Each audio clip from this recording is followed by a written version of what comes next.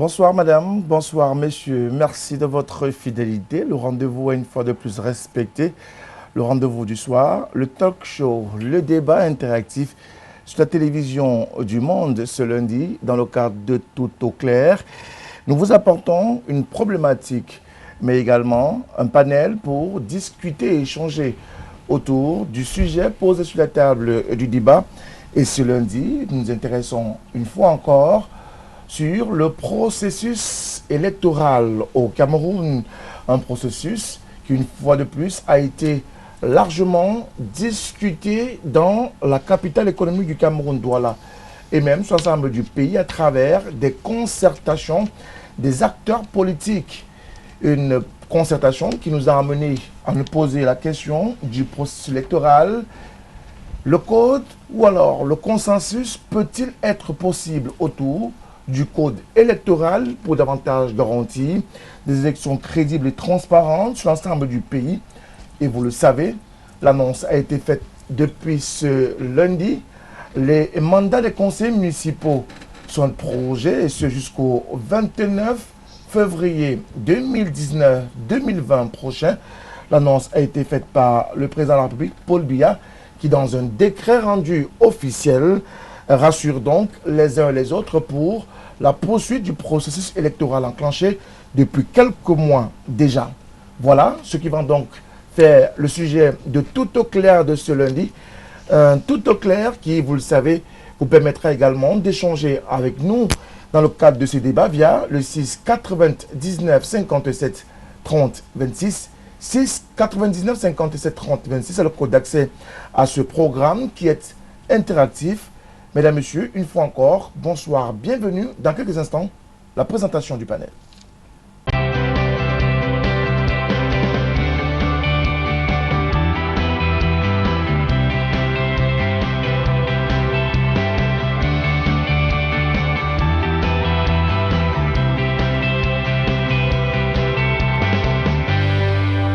C'est un panel riche, diversifié et varié que nous avons ce soir dans le cadre de ce programme Tout au clair sur la télévision du Monde. Ils sont 5 à avoir accepté notre invitation. Parmi eux, un représentant, sinon le régional du Parti camerounais pour la réconciliation nationale, le PCRN, Christian Djok, doctorant. Bonsoir. Bonsoir Frédéric, bonsoir n'est-ce pas à mes copanélistes. Bonsoir à tous vos nombreux téléspectateurs et tout le plaisir le nôtre, une fois de plus d'être, n'est-ce pas, conviés à ce panel aussi riche, aussi varié, n'est-ce pas, qui donne la parole à une certaine catégorie de personnes et nous nous sentons une fois de plus honorés. Merci à vous Christian d'être sur le plateau. Juste à côté de vous, un qui nous vient d'une organisation de la société civile camerounaise, Un monde à venir pour la nommer, a donc son représentant dans le cadre de ce débat sur la télévision du Monde, David Mokoudi. Bonsoir.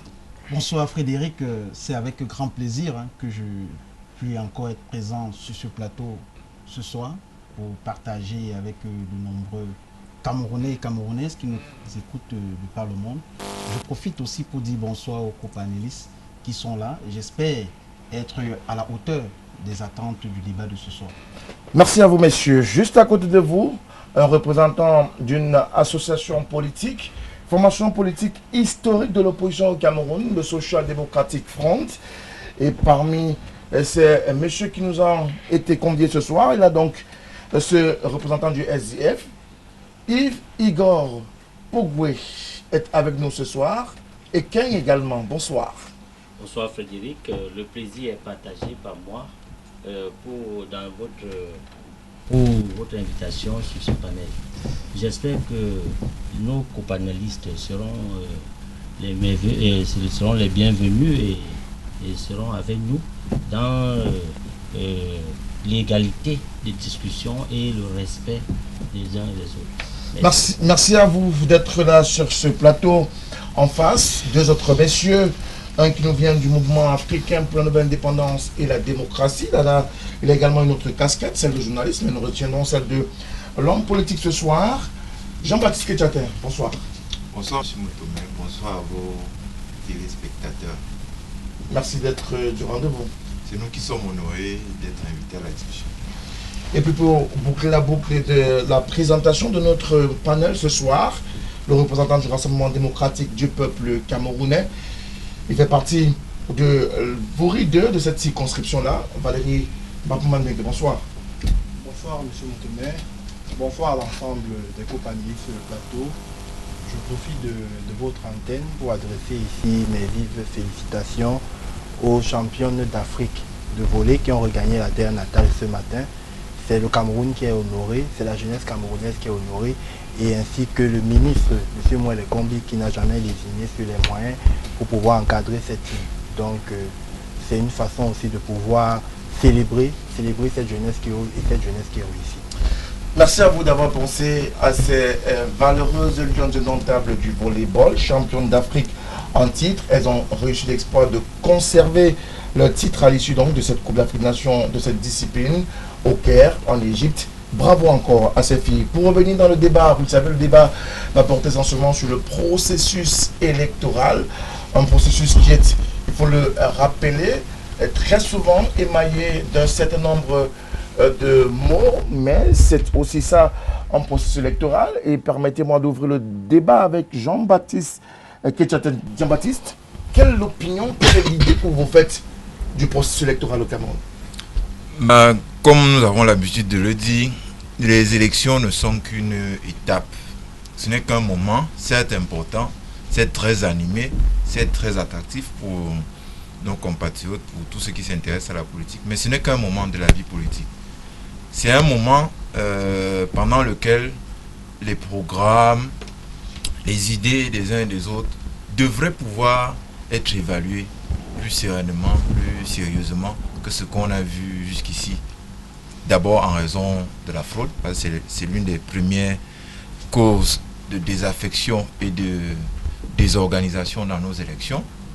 Et aussi pour d'autres raisons, comme la colonisation par le tribalisme de la vie politique, comme la corruption des masses, des populations. Il y en a qui viennent avec plein d'argent et qui achètent les consciences, etc.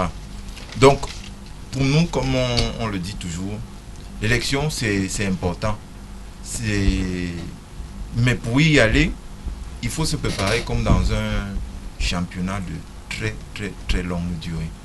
Parce que beaucoup de gens croient que l'élection, c'est la finale et après laquelle il n'y aura plus rien. Non. Pour nous, c'est certes important, mais ce n'est qu'un moment pendant lequel on évalue davantage la perception que les Camerounais ont de nos messages et pendant lequel on fait aussi face aux messages d'en face pour pouvoir montrer en quoi les propositions de nos adversaires sont à 99% inadaptées et injustes pour le Cameroun actuel. Alors, Christian Job, processus électoral, on le dit très souvent, mais qu'est-ce que ça veut dire de façon plus concrète, de façon simple pour le commun des mortels, pour les Camerounais? En fait, on entend par processus électoral naturellement l'ensemble des opérations, c'est-à-dire le triple moment, avant, pendant et après, n'est-ce pas, l'élection en elle-même. C'est-à-dire c'est toute cette période-là qui forme ce qu'on appelle le processus, c'est-à-dire qui va, n'est-ce pas, des inscriptions sur les listes électorales au vote proprement dit et à la proclamation des résultats. Donc tout cet ensemble pose en principe la problématique que vous soulevez tout à l'heure, c'est, n'est-ce pas, du processus électoral. Et dans ça, plusieurs institutions entrent en jeu. Ce n'est pas seulement l'institution en charge des questions électorales et référendaires, mais d'autres institutions, notamment celles qui sont censées, par exemple, proclamer les résultats, et en l'espèce, on citera ici le Conseil constitutionnel. Donc, il y a plusieurs institutions, notamment également des acteurs médias, que sont les institutions de type partisan, les partis politiques, et même, si on convoque par exemple l'article 11, alinéa 2, n'est-ce pas, de la loi portant code électoral, vous verrez bel et bien que cela définit, vous dit quels sont les acteurs qui participent, n'est-ce pas, aux concertations, notamment la société civile y est convoquée, et d'autres mouvements partisans, l'administration. Donc tout cet ensemble forme de manière grosso modo ce qu'on pourrait qualifier ici de processus électoral. Maintenant, en réalité, on le juge davantage dans sa forme élective, c'est-à-dire lors des élections. Est-ce que, je veux dire, on va davantage ici parler de la pertinence de l'élection. Est-ce que l'élection en elle-même est crédible? Parce que c'est un indicateur qui permet, n'est-ce pas, d'en juger de la crédibilité d'un processus, c'est-à-dire d'un système. Et en l'espèce, il nous semble qu'au Cameroun, nous sommes encore bien loin. De la perfection de ce que... Nous sommes encore bien loin même des 10 C'est-à-dire on est peut-être à 2%. On est à 2 sur 10. Sur moins de 10, on est à 2. On est à 2. C'est déjà quelque chose d'assez louable, de pouvoir donner une note à ce processus électoral. Alors, Monsieur Eken, le processus électoral est là, il est tel que nous le connaissons, mais c'est un processus qu'au SDF, on a coutume à ne pas forcément apprécier. Pourquoi? Il faut d'entrée de jeu dire que le processus électoral au Cameroun ressemble à toute autre chose, sauf le processus normal des élections. Nous avons découvert, pendant longtemps, vous le savez bien, que la manière par laquelle les élections sont conduites, ça veut dire la préparation, depuis la préparation de l'élection, parce qu'on parle des opérations préparatoires, les opérations, les inscriptions sur les listes électorales, les opérations électorales, proprement dites, et le contentieux électoral. Cet ensemble des opérations qui mènent, qui forment le processus électoral n'est pas mené dans les règles de l'art au Cameroun. Ce que nous voudrons depuis 1990, que nous dénonçons, c'est d'abord un processus électoral qui n'est pas basé sur la sainteté de la scène politique. Qu'est-ce que je voulais dire par là? Je veux dire que le pouvoir en place crée un processus électoral qui l'arrange et qui impose à d'autres acteurs. On aurait dû, par exemple, commencer par la consultation normale des acteurs, qui est basée sur la triple entente. J'entends par triple entente la société civile, les partis politiques et le pouvoir, pour assurer d'abord dans les lois la coexistence pacifique entre le pouvoir et la liberté au sein de l'État. C'est un événement, c'est un enjeu qu'il faut mettre en place pour réussir ce qu'on appelle la démocratie. Et en l'état actuel des causes, est-ce que la société civile significativement regarde de façon précise, concise et avec attention tout ce qu'on appelle chez nous le processus électoral? Frédéric, permettez-moi de revenir d'abord sur la définition du processus électoral qui a été... Vous pensez que celle qui a été donnée par Christian est... compléter tout juste pour dire que le processus électoral, ça ne commence pas avec les inscriptions sur les listes électorales. Ça commence avec l'élaboration de la loi électorale. C'est à partir de ce niveau que le processus électoral commence.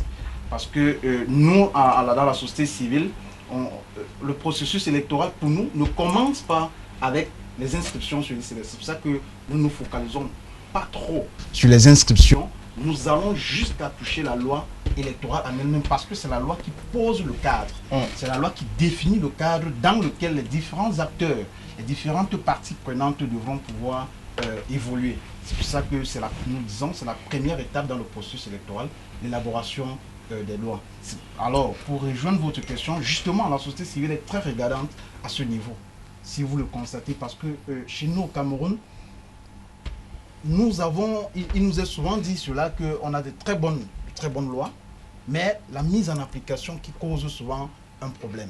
Mais il se peut que ici, principalement la loi électorale, elle n'est pas mauvaise, elle n'est pas totalement mauvaise. Elle a des éléments qu'il faut revoir certainement. C'est pour ça que je crois que votre thème de ce soir parle du consensus. Parce qu'en réalité, à l'intérieur, il y a des éléments qu'on peut retenir. Il y en a d'autres qu'on devrait tout simplement exciper. Et dans ce processus de consensus qui renvoie juste à la concession, qui demande à ce que chaque partie puisse apporter un peu et s'entendre sur un minimum commun des règles qui peuvent régir justement la scène politique, notamment avec la question électorale chez nous aujourd'hui au Cameroun, qui fait un véritable problème parce que si la loi n'est pas bien écrite, si elle n'est pas bien définie, alors les acteurs ne pourront pas facilement s'y retrouver. Raison pour laquelle chez nous, dans la société civile, un monde à venir particulièrement, on met l'accent sur le respect des règles de jeu qui soient déjà d'abord propices à l'environnement et de deux, qu'elles soient appliquées de manière consensuelle. Monsieur Mandengue, alors, vous l'avez entendu sur ce plateau, le SDF vous le dit de façon claire, prompte. Tout a été taillé, le processus en lui-même a été taillé sur mesure pour le Rassemblement démocratique du peuple camerounais. Écoutez, je voudrais dire à M. Ekin, présent sur ce plateau, que la démocratie consensuelle pour notre président national a toujours été adoptée à notre contexte camerounais. Car il vous semble bien établi que le président national du RDPC a toujours tendu la main à l'opposition et à toutes les forces politiques pour pouvoir atteindre un certain nombre de réformes sur le plan démocratique de la chose. Ceci étant, la loi électorale n'est pas statique, M. Motomé. C'est un processus dynamique, c'est un processus évolutif.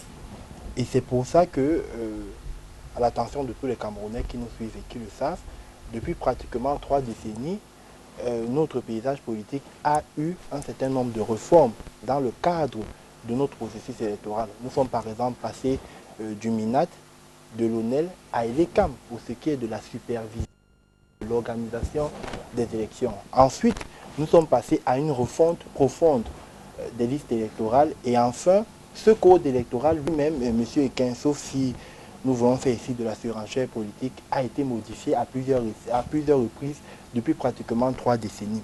Donc, de façon générale, la démocratie consensuelle est une condition nécessaire à l'implémentation des réformes pour pouvoir aboutir à une démocratisation de la parole politique, à une démocratisation du jeu politique de nos populations. Et dans le système multiethnique qui est le nôtre, il est adopté parce qu'il permet aussi, quelque part, de ne pas fragiliser un certain type de couche, une certaine forme de couche de population qui pourrait se sentir lésée.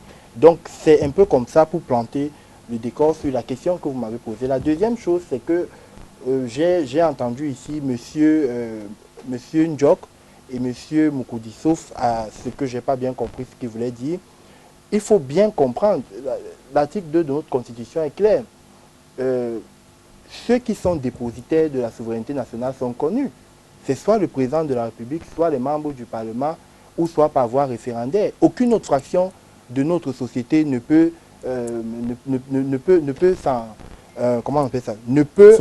se prévaloir de cet exercice. Donc la société civile est adossée à ce processus, mais elle n'est pas dans l'effectivité de la chose membre de ce processus. Donc il faut le savoir. Donc la loi a défini à qui la souveraineté nationale peut être requise. C'est vrai qu'aujourd'hui, avec la multiplicité de nos plateaux, on semble accorder de plus en plus, et c'est le cas de le dire et de le louer, la place de la société civile. Mais la société civile n'est pas un acteur du processus politique. Il n'est pas celui-là à qui les populations vont donner un suffrage. Donc je voulais à la suite de ce que les copanélistes ont dit, pouvoir revenir sur ces 2 petits points en attendant qu'on évolue sur la question et sur les autres paramètres que vous avez dit. Alors, on l'a dit sur ce plateau, le processus se veut être évolutif, le processus est dynamique, mais si on a de très belles lois en termes d'élections, en termes d'organisation, de tenue des élections, pourquoi il y a querelle? Pourquoi il y a toujours bataille, Jean-Baptiste Ketchatin? Parce qu'il y a fraude, je l'ai dit dès le départ, contrairement à ce que dit... Mais la fraude, c'est à la fin, pratiquement à la fin du process. La fraude, c'est bien longtemps avant. Monsieur de Monde Avenir, Monsieur Moukoudi a dit tout à l'heure que la partie avant les inscriptions l'intéresse beaucoup. Quand vous avez une société où les gens sont mal informés, c'est de la fraude. Quand vous avez une société où vous empêchez des opinions contraires de s'exprimer, c'est de la fraude. Donc, la fraude qui se déroule le jour des élections, ce n'est qu'une partie infime de la fraude.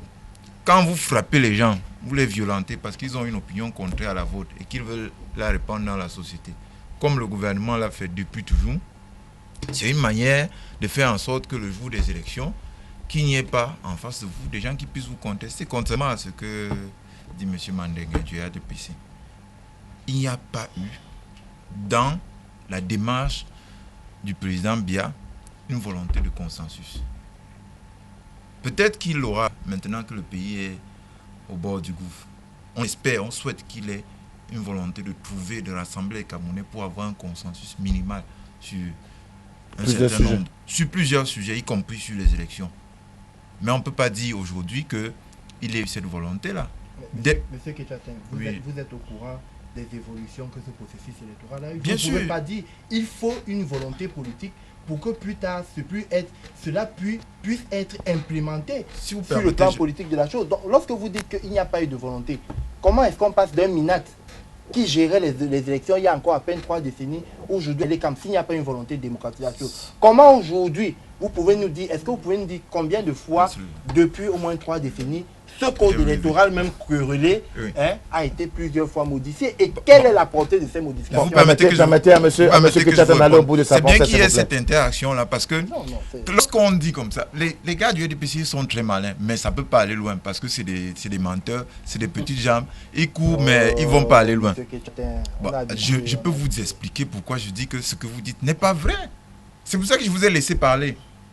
Lorsque vous dites on a changé le MINAD, on a changé l'ONEL, etc., etc., mais vous regardez le nombre de récriminations que les partis qui participent aux élections expriment après les élections. Vous regardez les contestations. Vous regardez surtout la désaffection des Camerounais. Comment vous pouvez dire qu'on a fait des réformes qui nous font avancer? C'est ça. Parce qu'on fait l'élection pour que le maximum de Camerounais s'expriment sur les projets de société qu'ils ont entendus entre deux élections. Qu'ils sanctionnent ceux qui sont au pouvoir, soit en leur disant vous avez bien travaillé, continuez, vous avez mal travaillé, allez réviser votre plan, et qu'ils donnent la possibilité à d'autres programmes de s'exercer. Quand on dit qu'il n'y a pas eu de volonté de consensus et qu'il n'y a pas un réel progrès sur ce chapitre-là, c'est parce que entre le moment où, prenons seulement le moment où M. Biya arrive au pouvoir et le moment où il est obligé d'accepter des élections pluralistes, il s'écoule combien d'années? Plus de 8 ans. Comment vous pouvez dire qu'en 8 ans, il n'a pas pu organiser une société plus démocratique? La contestation de 90 a imposé les élections. Et surpris par la pression populaire, le RDPC a d'abord reculé, tout le monde l'a vu. On est passé à une assemblée totalement RDPC, à une assemblée, c'est vrai que c'était des gens du RDPC qui s'étaient reconvertis dans l'opposition, mais en majorité, c'était des opposants. Donc le RDPC a dû recomposer Quand vous dites qu'il y a une volonté, entre 82, quand Paul Biya arrive au pouvoir, et les premières élections de 92, il a emprisonné combien de nos camarades? Parce qu'on avait simplement demandé laisser les autres partis s'exprimer. Donc, on ne peut pas dans un tel contexte penser que de but en blanc, les élections vont devenir quelque chose de... Laissez-moi terminer avec une petite rapidement. Une petite anecdote. On a eu ces 2 dernières années, des gens qui couraient sur la scène pour parler d'inscription, des ONG, de toutes sortes, de femmes, de ceci, des jeunes qui pensaient pouvoir réinventer le fil à couper le beurre. Mais après 1 an de bavardage et de campagne, le résultat arithmétique, matériel sur le terrain, c'est que le nombre d'inscrits a baissé d'environ 1 million. Donc, soyons un peu sérieux, M. Mandengue. D'accord, alors qu'est-ce qu'on reproche véritablement à ce processus-là? D'accord, vous n'allez pas quand même laisser que je puisse faire passer... Je ne vais pas non plus laisser que vous passiez le temps à faire du Non, ping-pong, sinon on n'avancera Non, pas dans le débat. bien sûr, Pourtant, il va pour- falloir que les Camerounais qui sont à la maison pour et même les répondre, téléspectateurs monsieur- du monde puissent Si vous savoir permettez, justement, c'est où est-ce dans que ce nous sens. allons. Je veux qu'on suive mon raisonnement, si vous permettez. M. Ketchatin venait de dire quelque chose d'assez abject. D'accord? C'est lui qui parle de désaffection. C'est ça ce qui veut dire désaffection, c'est-à-dire le désengagement des jeunes, de la jeunesse, c'est-à-dire la dépolitisation. Et ceux qui en appellent à leur repolitisation, à leur inscription massive, qui croient que le processus électoral, pour endiguer la violence politique dont vous êtes en train de dire tout à l'heure, qui demande la massification, c'est-à-dire la participation plurielle des jeunes au processus électoral, et que vous venez à dire que ceux-ci font leur one-man show. Vous insultez cela. Je comprends bel et bien que vous êtes d'une autre époque et que vous ne compreniez en réalité pas la donne nouvelle. C'est-à-dire, réadaptez-vous, n'est-ce pas, à la donne politique nouvelle. Maintenant, pour en arriver, Mais Frédéric... comment je vais faire pour me réadapter? Rentrez à votre époque en réalité, pour comprendre celle de tout à l'heure. Parce que si vous voulez nous ramener toujours à 90 et vous ne voulez pas comprendre qu'en 2019, nous sommes à une autre époque, c'est pour ça que M. Mandengue peut-être n'a pas pu comprendre que le législateur est naturellement celui qui fait la loi et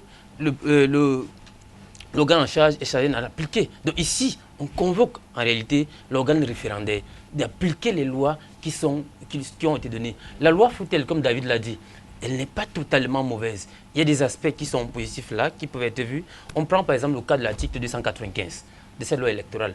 La loi précise naturellement la gratuité des pièces à fournir lors des dossiers, lors des campagnes électorales.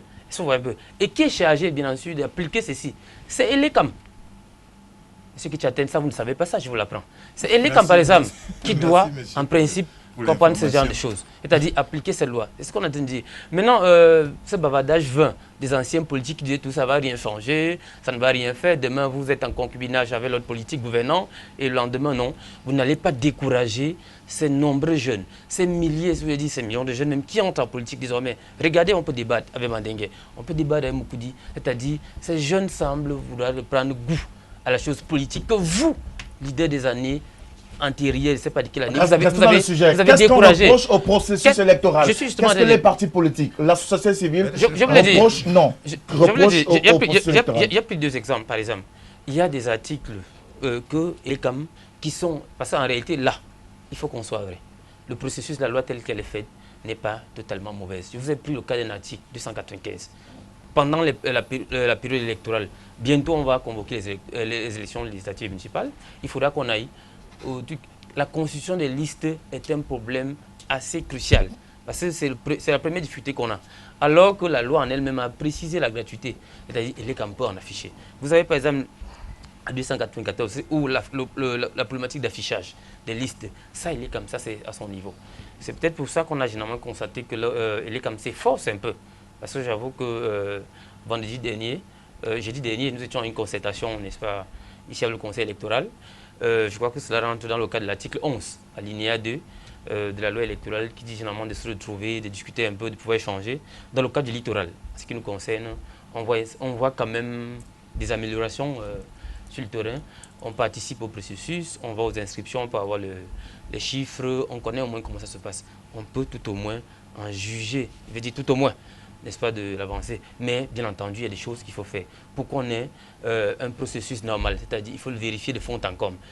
On a dit de l'inscription. L'inscription, on a dit, on a parlé de la biométrisation des listes électorales. Et la biométrisation doit être complète. Parce que voilà un des problèmes qui en arrive là. En 2019, au Cameroun aujourd'hui, on devrait normalement avoir une élection à 2 tours, par exemple. Ça, ce sont des éléments qui permettraient, n'est-ce pas, à crédibiliser notre processus électoral. Parce qu'en l'état, il est difficile. On a généralement vu, pour reprendre le cas d'une mairie que je connais bel et bien, la mairie de Douala 5e a été gagnée par l'opposition, en majorité.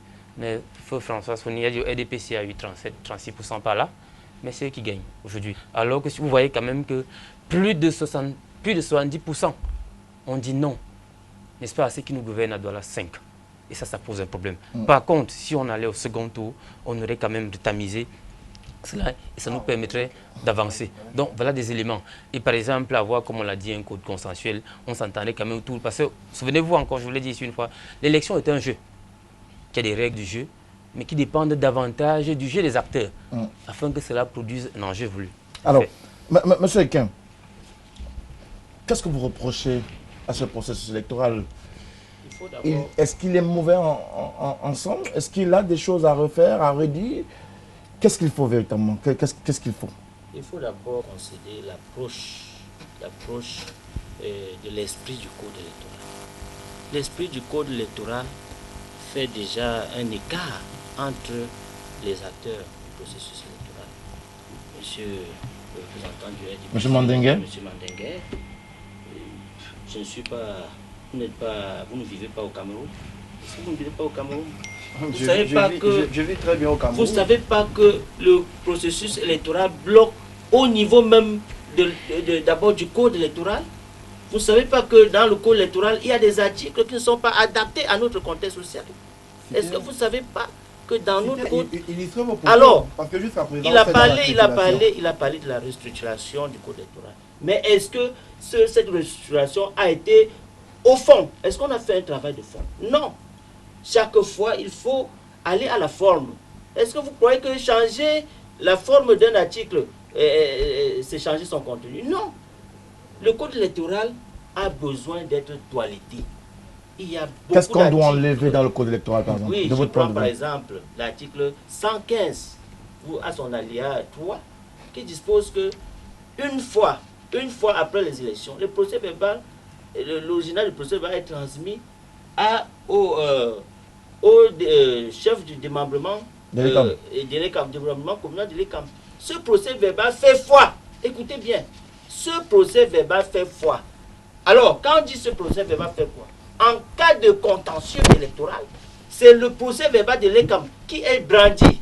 Mais vous avez vu, moi je suis conseiller municipal issu de la cuvée de 2013 et nous avons dans notre bataille politique arrêté des individus, des présidents des bureaux de vote, des présidents de la commission locale de vote qui avaient falsifié des procès verbaux. Et nous disons, il faut que le code électoral mette des verrous sur la qualité du procès, sur le procès, l'élaboration du procès verbal. D'abord, ce verrou. Alors, il y a plein d'articles. Vous voyez, par exemple, quand on dit que au niveau de l'élection des régionales. On n'en a pas encore là. Nous sommes dans le code électoral. Je suis dans le code électoral et je dis il est impossible aujourd'hui que l'on dise que les chefs traditionnels font partie d'un collège électoral. C'est très faux. Qu'est-ce que vous attendez? Un chef traditionnel a quelle légitimité? Quel genre de légitimité? Vous remettez en cause la légitimité du chef traditionnel? Je remets en cause cette légitimité. Est-ce que vous avez la qualité pour remettre en cause l'autorité démocratique? Mais est-ce que vous avez la qualité pour remettre en cause l'autorité d'un chef traditionnel? D'abord, quelle qualité faut-il brandir en tant qu'Amournais? Donc ça veut dire que dans votre propre village, vous ne reconnaissez pas l'autorité du chef. Écoutez, le chef a son autorité. Et c'est l'autorité traditionnelle. En politique, il existe trois sortes d'autorités. Trois sortes de domination. Il y a la domination traditionnelle, la domination charismatique, la domination légale rationnelle, qu'il ne faut pas considérer dans un seul tout. Il faut séparer. Il faut séparer, monsieur. Et je viens encore pour brandir dans le code électoral, article 214. Le président de la République nomme 3 sénateurs sur 10 dans une région. Mais, monsieur Moutomé, quelle est la qualité du Sénat? La qualité du Sénat avec les élus. Est-ce que c'est des élus qu'on va avoir dans le Sénat? Ou bien des hommes nommés par un homme qui doit faire sa volonté? Le Sénat est donc un organe assujetti, à partir de ça, assujetti au parti du pouvoir. C'est pour ça qu'on dit que c'est un système simple synchrone du système composé du comité central et du bureau politique. Merci à vous. Alors, je ne peux pas l'accepter en tant qu'homme politique. Vous ne pouvez pas l'accepter en tant qu'homme politique. David Moukoudi, le processus a peut-être évolué, mais il continue d'avoir un certain nombre de bémols qui n'arrangent pas l'ensemble des acteurs des élections au Cameroun. Encore moins, vous, la société civile. Tout à fait. Et je crois que je vais donner beaucoup d'éléments qui vont vraiment battre en brèche ce que... vous n'êtes pas là pour battre en brèche ce que oui, dit mais M. parce qu'il faut le faire. Parce que quand un panéliste avance des contre-vérités, vraiment, il faut justement battre ça en brèche pour édifier les Camerounais. Allez-y. Je vous prends un simple exemple. Je vais prendre plusieurs. L'article 173 du Code électoral, qui justement délimite le nombre de conseillers régionaux que nous devons avoir. Hein? Voyez-vous, nous parlons de, quand vous regardez la nouvelle loi électorale qu'on a modifiée, parce que tout à l'heure, on a parlé que la loi électorale a connu des modifications. Elle évolue. Bien évidemment, elle a évolué, mais elle évolue dans le mauvais sens. Nous venons de modifier la loi électorale sur l'élection des conseillers régionaux, tout en oubliant que cette loi qu'on intègre est en train de violer une autre loi. Bien évidemment, l'article 173 du Code électoral, qui demande justement à ce que les conseillers régionaux, le nombre des conseillers régionaux soit retenu par rapport à la démographie. Mais regardez la ville de Douala, on a sorti une loi, on dit que c'est 70 conseillers régionaux pour tout le Cameroun, dans chaque région. Et pourtant, l'article 173 du Code électoral dit que le nombre des conseillers régionaux est arrêté par rapport à la démographie. Et seulement à Douala, toutes les communes sont déjà passées à plus de 300 000 habitants. Ça, vous pouvez sortir en prenant juste le recensement de 2005. Vous appliquez le taux de croissance de 2,8%. Depuis 2005 à 2019, vous verrez très bien que toutes les communes de Douala, excepté celle de Manoka Douala 6e, toutes sont déjà à plus de 300 000 habitants. Et donc, normalement, on devrait déjà passer à 61 conseillers municipaux. Mais conseillers sont encore... Non, conseillers municipaux. Par commune. Par commune. D'accord. Parce que ce sont ces derniers qui vont constituer le collège plus tard. Mais aujourd'hui, depuis 2013, nous sommes encore à 41 conseillers pour les communes de Douala 1er, Douala 2e et Douala 4e. Il n'y a que Douala 3e et 5e qui sont à 61 conseillers. Et c'est une violation de la loi, du code électoral. Une autre violation, parce qu'il a voulu qu'on prenne, vous voulez qu'on prenne d'autres types pour montrer que justement le code a beaucoup d'éléments. Alors, il y a les articles 51, les articles 52, les articles 71, 72, 73, 74. Il y en a tellement, mais je vais me limiter à prendre un article, bien évidemment l'article 4 et l'alinéa 2, qui demande justement à ce que les États partis considèrent la participation populaire par le biais du suffrage universel comme un droit inaliénable des peuples. Dans le cas précis, on note quoi? Lors de la dernière élection, on a 2 régions qui n'ont pas participé et qui ont vu justement leur droit être violé. Plus de 80% des populations de ces 2 régions, à savoir la région du Nord-Ouest et du Sud-Ouest. Et aujourd'hui, nous allons encore vers ça. La crise anglophone n'est pas encore réglée. La crise post-électorale n'est pas encore réglée. Elle a été réglée, vous le savez. Elle a été réglée une fois que le Conseil constitutionnel a rendu officiel les résultats. Cette crise, ce que vous appelez crise post-électorale, n'existe plus. Mais lorsqu'on parle de la crise post-électorale, lorsque nous parlons de la crise post-électorale, depuis la semaine dernière, il ne s'agit pas de proclamer les résultats de que tel a gagné, tel a gagné. Nous, à la société civile, nous ne sommes pas là pour dire que tel a gagné ou tel a gagné. Il y a eu des violations qui ont été constatées. Okay. Mais est-ce que ces violations ont été réparées? Un monde à venir a saisi les parlementaires avant d'adopter la loi sur la révision du code électoral par rapport aux conseillers régionaux. Où on a alerté ces différents parlementaires en leur disant attention, nous allons vers une autre violation. Vous ne pouvez pas retenir 70 conseillers régionaux pour toutes les régions alors que la loi, le code électoral dans son article 165 stipule de ceci. Mais ils ont fait fi de cela. Alors, pour répondre à ce niveau-là, l'écriture ou l'élaboration des lois ne réside pas essentiellement ou uniquement du pouvoir des députés. En tant que société civile, en tant que citoyen, vous pouvez également saisir le Parlement sur un certain nombre de dispositions que vous constatez qui sont un problème dans la société. La loi est dure, mais c'est la loi. Mais il reste également que, au regard d'un certain nombre d'éléments, M. Mandinguer, la loi électorale en elle-même est davantage le code qui garantit la transparence, la crédibilité de ce processus semble avoir plus que des bémols, davantage que des bémols. Monsieur Montomé, nous sommes sur votre plateau, mais c'est toujours ahurissant d'écouter certaines choses. Vous savez, généralement, quand un enfant échoue à l'école, dans nos contrées, et lieu qu'on accuse son manque de préparation aux examens, on se met à accuser les marabouts et faire des procès en sorcellerie.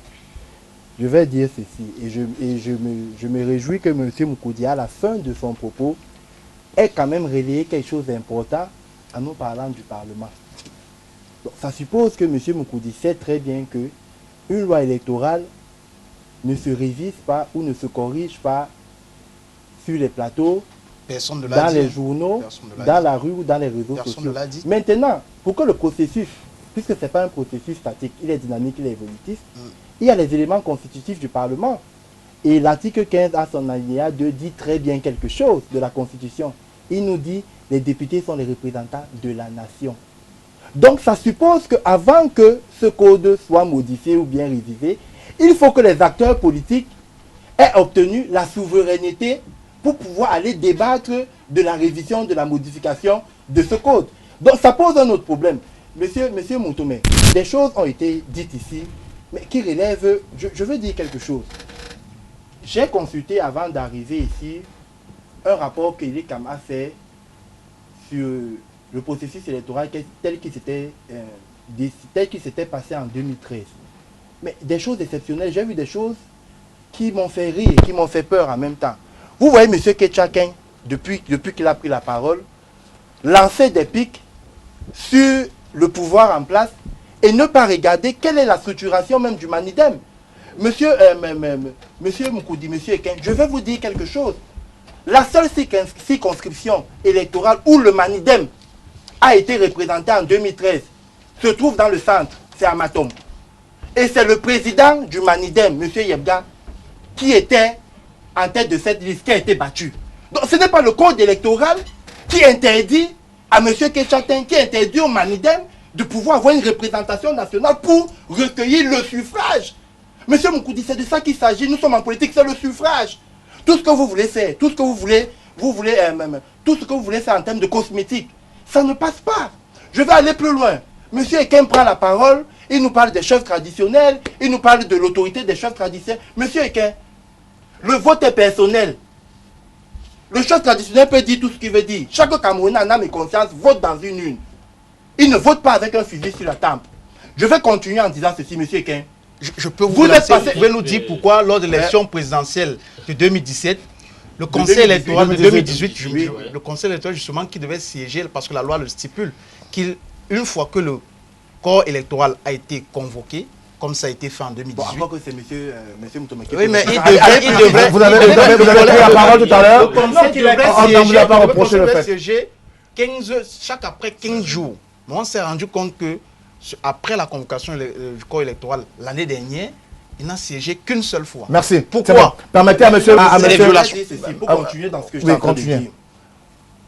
On nous a parlé tout à l'heure, un copanéliste a parlé tout à l'heure de l'élection présidentielle qui n'avait pas eu lieu, selon lui, dans 2 régions. Mais bon Dieu, le contentieux électoral a été retransmis en direct à tous les Camerounais. Tous les Camerounais savent dans la région du nord-ouest et du sud-ouest qui a voté. L'élection présidentielle est à circonscription unique, c'est le territoire national. Oui. Donc il ne pose pas, ce que vous avez dit est complètement violer la CADEC. Non, je dis ceci. Donc on peut violer la CADEC. Vous prenez une loi pour en faire un mauvais exemple. Je vous dis encore que la circonscription présidentielle est une circonscription unique. Et donc on peut ne pas voter dans une région. Ça veut dire que lorsque... On peut ne pas voter dans une région. Monsieur Moukoudi, sincèrement, moi je voudrais... Non, allez-y. Allez-y, s'il vous plaît. Je voudrais dire que prenez officiellement la carte d'un parti. C'est facile de le dire. Allez au bout de votre raisonnement. Pour continuer, monsieur ça sera pour RDPC. Tout à l'heure, monsieur Eken, non. S'il vous plaît. Monsieur Eken a dit des choses. Monsieur Eken, entre les années 90, élection présidentielle de 2018, statistiques officielles, votre parti passe d'à peu près 39% à 3% des suffrages valablement exprimés. Entre 90 et 2018, je veux dire 2013, si je prends pour les élections locales, votre parti est passé, tenez-vous tranquille, c'est toujours des données ELECAM qui sont vérifiables par les téléspectateurs. Ils sont passés, à l'époque, sur 85 circonscriptions, le SDF avait compétit pour 35 circonscriptions. Le SDF avait eu en 97 près de 43 députés. Aujourd'hui, le SDF a un total de 18 députés. Grosso modo, le SDF recherchait 70 députés en 2013, qui ne leur permettaient même pas, même s'ils avaient raflé tout cela, pouvoir être majoritaire. Je veux dire ceci, nous n'avons pas peur des élections. Aujourd'hui, ELECAM ne fait pas de cadeau au RDPC. Vous vous souvenez très bien des élections qui avaient été annulées à Fumba, des élections qui avaient été annulées à Vouri 3, des élections qui avaient été à Vouri 5. Il y a une panoplie, même dans le camp, des élections avaient été annulées. Donc nous n'attendons pas des cadeaux d'ELECAM, mais seulement, soyez vrai quand vous êtes face à cette caméra.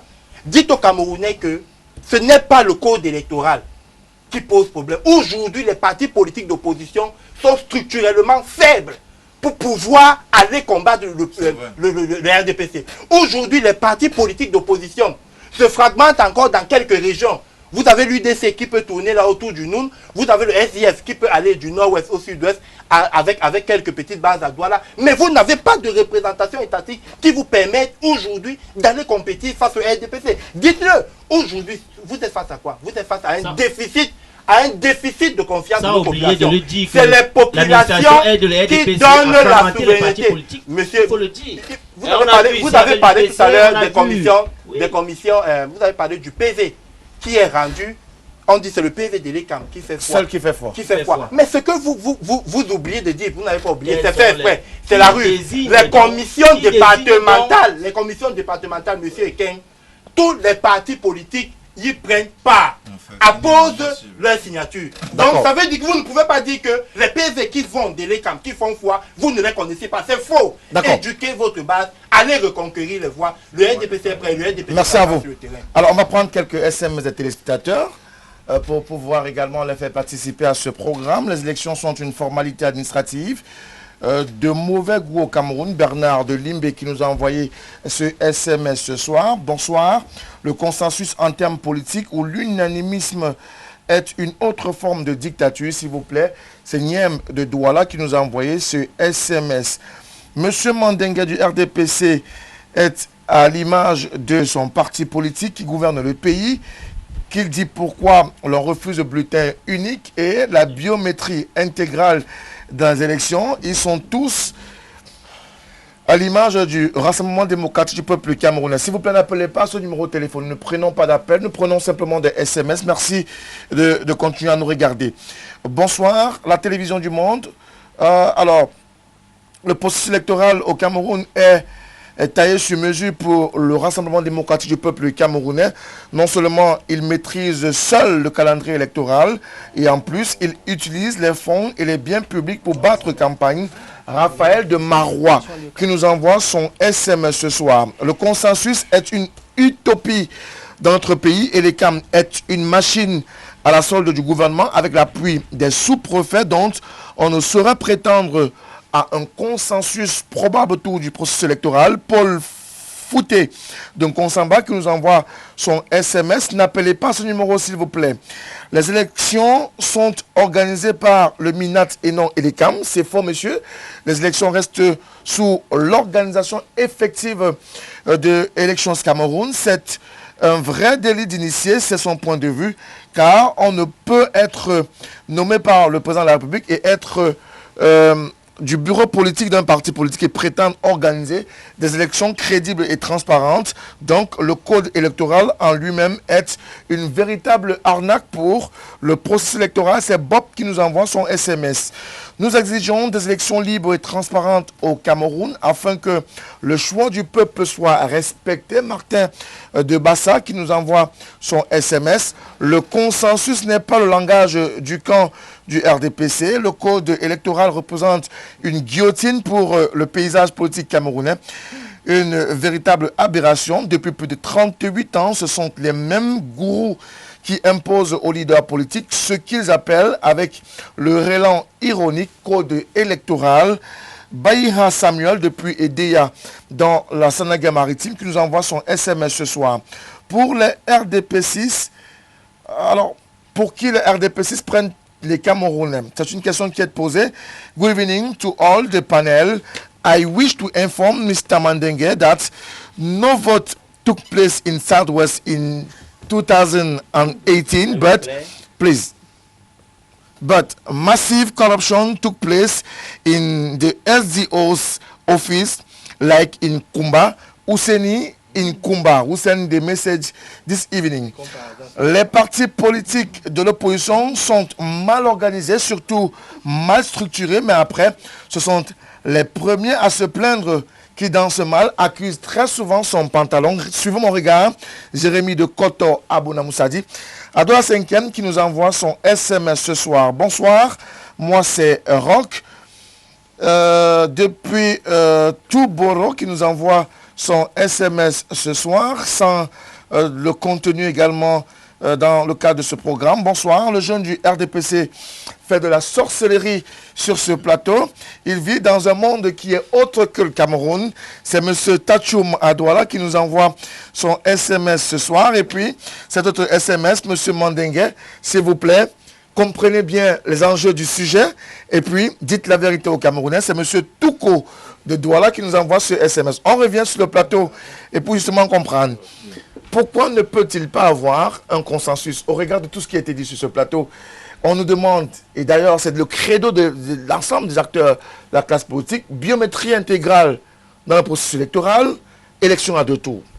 Pas de l'ensemble. Il y a quand même le RDPC qui dit non. Prenez ce que nous vous disons. Non, mais Répondez la question, laissez le RDPC.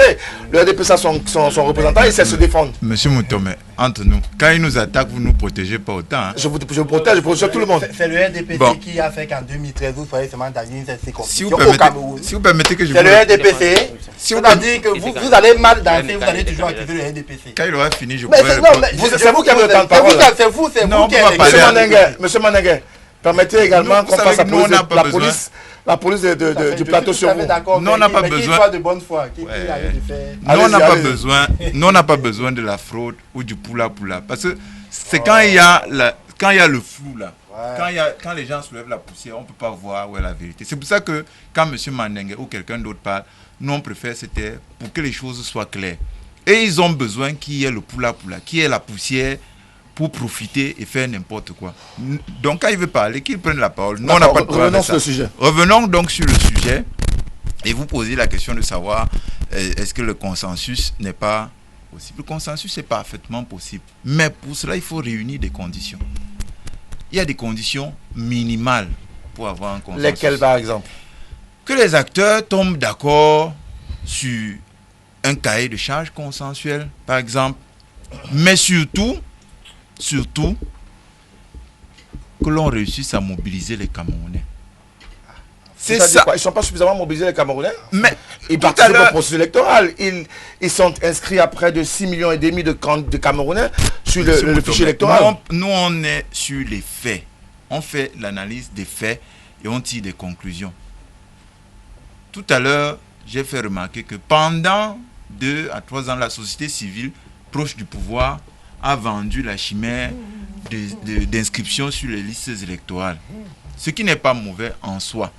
Mais compte tenu de la situation politique des Camerounais actuellement, compte tenu du fait que les Camerounais ont massivement tourné le dos à la politique, il faut trouver un autre moyen pour les réconcilier avec la lutte politique. Parce que nous sommes dans une lutte politique. Nous ne sommes pas dans une vie politique ordinaire. Si monsieur de Un Monde à Venir, monsieur Moukoudi, peut confirmer ce que je dis, entre les dernières élections et les dernières élections législatives municipales de 2013 et la présidentielle d'octobre dernier, le nombre d'électeurs a baissé d'environ 1 million. Ceux qui sont régulièrement... Il faudrait qu'on soit d'accord dessus. Mais pourtant, il y avait 11 millions qui étaient sur le terrain mobilisés pour la cause. Il n'était pas seul. Je vous ai dit, il y a eu une partie de la société. C'est le chiffre. Vous ne dites pas que ça a été toiletté avec des doublons, tout ce qu'il y avait. Monsieur Avant que cela ne se fasse. Pourquoi vous ne le dites pas? Monsieur Pourquoi vous ne le dites pas? Monsieur Mandengue, nous disons Dites-le ceci. aux populations. Nous disons ceci. Entre les deux élections, le chiffre d'électeurs a baissé d'environ 1 million. C'est Elecam qui le dit. Maintenant, les raisons pour lesquelles le chiffre a baissé, c'est autre chose. La première de notre point de vue, et tout le monde devrait être d'accord dessus, c'est que les Camerounais ne se sont pas intéressés à l'élection. Il y a certes des doublons, mais cela prouve aussi que les machines la machine électorale est grippée à plusieurs endroits pour qu'il y ait autant de doublons. Et puis quand on regarde la population jeune, la population camerounaise qui est si jeune, et qui est en âge de voter, parce qu'on devrait prendre l'élection autour de 18-20 ans. Normalement, sur les listes électorales, on pourrait avoir 10 millions de personnes. Donc, quelles que soient les raisons pour lesquelles le chiffre a baissé, vous ne pouvez pas nous expliquer ici que c'est quelque chose d'acceptable. C'est totalement inacceptable qu'on fasse des élections alors que les 2/3 du corps électoral normal ne participent pas au vote. C'est pour ça que le Mindem a proposé à tous ceux qui allaient aux élections de tomber d'accord sur une chose, que les inscriptions soient...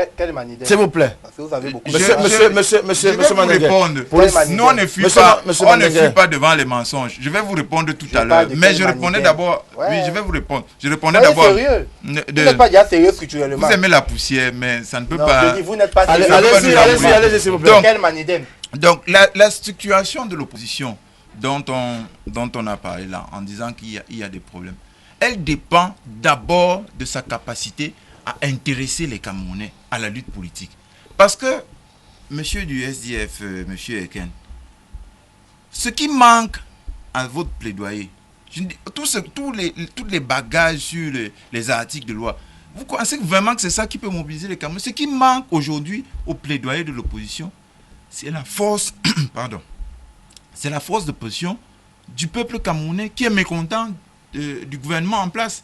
Donc on devrait tomber d'accord sur un minimum et tous les partis qui se disent de l'opposition, s'entendant sur ce minimum-là, vont chercher les Camerounais pour imposer au système en place des règles du jeu plus claires et qui se permettent de changer, et qui permettent de changer le gouvernement par les élections. Maintenant, pour ce qui est de savoir pourquoi nous n'avons pas participé à autant de... C'est lui qui a posé la question, c'est pas moi. Non, il a dit ça 3 fois. Vous ne lui avez pas dit de ne pas le dire. Sauf que c'est moi qui pose la question. Monsieur Moutomé, sauf si vous répondez, voulez laisser répandre des mensonges sur notre compte.